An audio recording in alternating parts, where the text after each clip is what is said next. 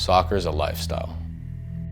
You know, I go to school for 7 hours during the day and I go straight to training. I train hard for an hour and a half and I come back home and do my homework. I base pretty much my whole life around soccer. I originally got involved with Rapids. I got recruited by Marcelo Balboa, who was the U14 Academy head coach at the time. And he basically invited me over to train with the Rapids. And after my first training, he offered me a spot on next year's team. And so I accepted and moved there. And ever since then, I've been with the Rapids Academy. The environment there is just incredible. The coaches are all very, very good. The whole facility is amazing. It's just cool because when you go to your locker rooms before a game, you pass the first team locker and it's like almost motivation almost. You just see it and you think to yourself and you're like, I want to be there one day.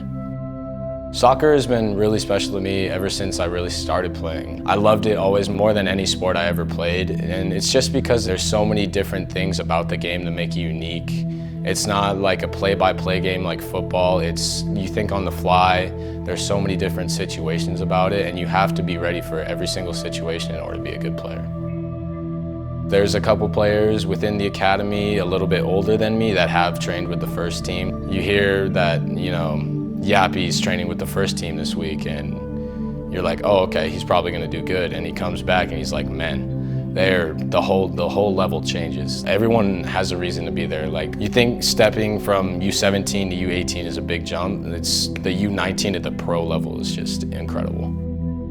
I really want to go pro.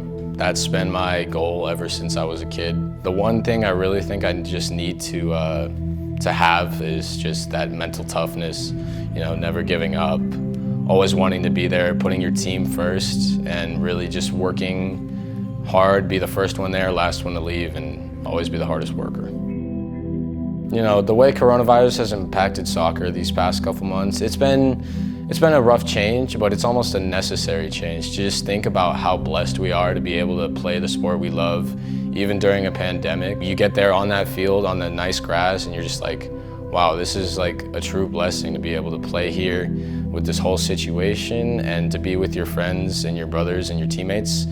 It's a great experience to be able to be back. There's a ton of things that have changed with returning from the coronavirus lockdown. One, there's a check-in process now to come to practice. You gotta get your temperature checked, you gotta wear a mask and gloves, and you have to report on this app we have called Soccer Pulse every morning by 8:30 to say if we've had any symptoms of coronavirus. And if you don't do that, you can't train. I think it's definitely worth it, all the precautions we take, because if I get coronavirus, our team shuts down for 2 weeks, and that's if one player gets it on our team, and I don't even want to think what would happen if multiple players got it. Even though it's really changed a lot of how we kind of check in and leave, it hasn't really changed the way we play at all. It might have taken 4 months out of our training and hard playing schedule, but we're back and we're ready to improve and get better. This season, I really just can't wait to play our games. I just want to be able to play, you know, with my brothers, with my teammates, and, you know, have fun on the pitch. I'm Tyler Conybear, and I play soccer for the Colorado Rapids Youth Academy. Be able to play soccer, it's amazing to me.